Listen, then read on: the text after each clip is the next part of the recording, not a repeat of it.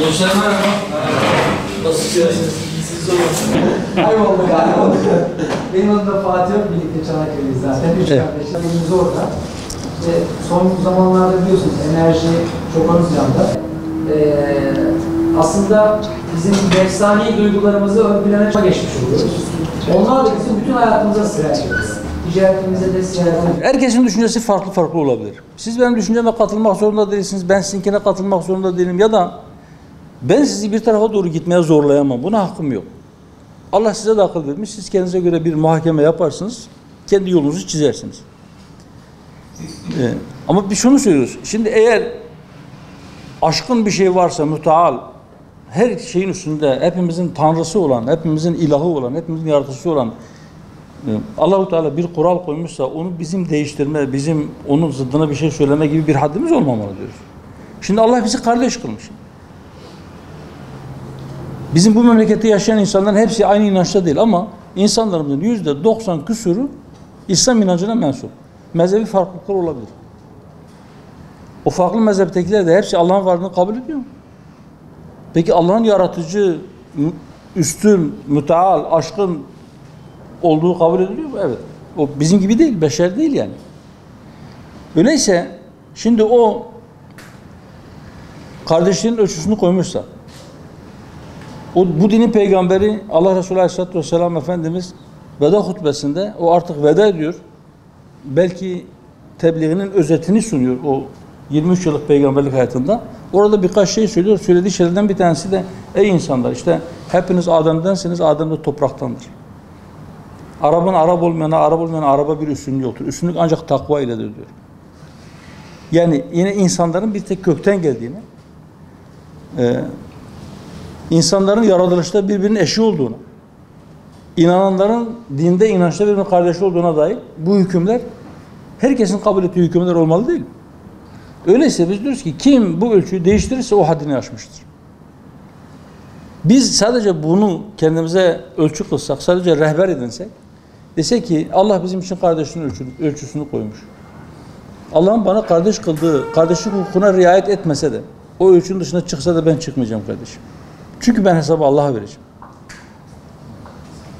Şimdi 3 kardeş beraber çalışıyorsunuz. Allah-u Teala bu birliklerinizi kuvvetlendirsin. Amin. Şimdi bu 3 kardeşin bir tanesi diyelim ki kardeşlik hukukuna riayet etmedi.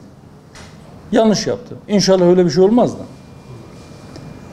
Faraza diyelim ki yanlış yaptı. Kardeşlerine karşı yanlış yaptı. O hukuku çiğnedi. Sonra ihtiyacı oldu, sıkıştı. Öbür kardeşler de sen falanca zaman bize kardeşlik hukukuna aykırı işler yapmıştın, muamelelerde bulunmuştun. Biz artık seni tanımıyoruz derlerse doğru bir şey yapmış olurlar mı? Ben doğru olduğunu düşünmüyorum. Belki onu hatırlatırlar. Fakat sen yaptın ama biz senin gibi yapmayacağız. Niye? Yine bizim için örnekse eğer Allah Resulü Aleyhisselatü Vesselam Mekke'den onun akrabaları onu çıkardılar değil mi yurdundan? Sürdüler onu. Hicret etti, Medine'ye gitti. Sonra muzaffer bir komutan olarak Mekke'ye girdi. Sonra sordu onlara. Dedi ki size ne yapmamı bekliyorsunuz?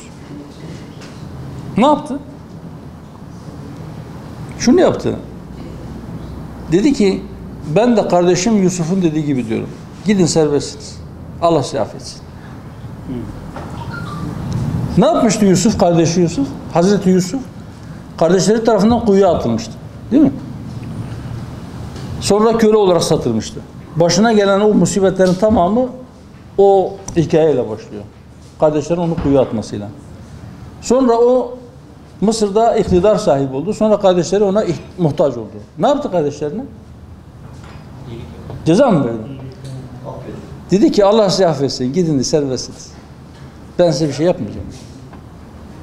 Şimdi bu örnekleri, sadece bu örnekler yani bizim yani dedik ya biz yeniden güçlü olabiliriz, yeniden ayağa kalkabiliriz. Evet. Her millet ayağa kalkabilir ama her millet kendisiyken ayağa kalkabilir. Kendi kökleri üzerinde yükselebilir. Ben başkalaşacağım. Ben örfümü, ananemi, geleneğimi, işte 1000 yıllık tarihimi hepsini ben süpürüp çöpe atacağım. Sonra ben büyüyeceğim. Büyüyemezsin kardeşim. Kusura bak. Sen bir ağacı kökünden sök, götür başka bir yerde kayanın üzerine bırak. O ağaç kurur.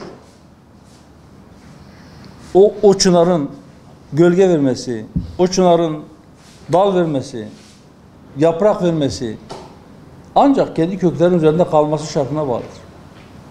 O yüzden biz de parti programımızda diyoruz ki biz eğer özümüze dönersek, biz aslımıza dönersek, biz kendimiz olursak biz o zaman kurtuluruz. O zaman biz bağımsız hale geliriz. O zaman biz gerçekten kendimizi kurtarmış oluruz. Sadece bununla da kalmış olmayız. Bununla birlikte biz kurtuluş umudu gözleyen, bir kurtarıcı bekleyen, bunun için Allah'a yalvaran insanların da kurtuluş umudu haline de geliriz. Yapabiliriz bunu. Bu çok zor bir şey değil. Ama bunun için önce inanmak lazım. Yapabileceğine inanmak lazım. Sonra burada çalışmak lazım. Terlemek lazım. Yarınlar rahatından vazgeçenlerin olacak. Biz her tarafa muhabbet tohumları ekelim. Biz her tarafa kardeşlik tohumları ekelim. Bizi birbirimize karşı kışkırtan, bizi ayrıştıran ne varsa onları elimize teslim edelim. Farklı düşünebiliriz elbette. Mümkün değil insanların birbirinden farklı düşünmemesi. Nasıl insanların parmak izi farklıysa, insanların beyin hücreleri arasındaki o bağlantılar da farklı. Faydalarımız var. Elbette. Yani şimdi ben size tahakküm etmeyeceğim, siz bana tahakküm etmeyeceksiniz. Bizim hepimiz Adem'in çocuklarıyız. Bu bir. İnsaniyet ortak noktamız var. Değil mi? İki, Kahire ekseriyetle biz aynı dine inanıyoruz. Aynı kıbleye yöneliyoruz. Bu bizim ortak paydamızdır. Bu bizim çimentomuzdur. Bizi bir arada tutan şeydir. Üç, diyelim ki oradaki insan farklı bir dine mensup olsun. Biz aynı vatanda yaşıyoruz. Aynı vatanda yaşıyoruz. Şimdi aynı vatanda yaşıyorsan dışarıdan birisi gelip senin vatanına göz diktiğinde sen bu ülkenin Hristiyanının ya da Yahudisinin ya da başka bir dine inananının sen kenara çekil, bu vatan savunması bana ait deme şeyin yoktur. O da savunur. Savunmalı. Neticede yıkılırsa bu ev, ya da gemi batarsa o da bizimle beraber, daha doğrusu hep beraber batacağız. Hepimiz aynı gibi. Hepimiz aynı gemiyiz. Hepimiz aynı vatanda yaşıyoruz. Hepimiz aynı kıbleye dönüyoruz. Binlerce bizim ortak noktamız var. Ama şu üç temel insan olma ortak paydasında, inananlar olarak ortak paydada, bir de aynı vatanda yaşayanlar olarak.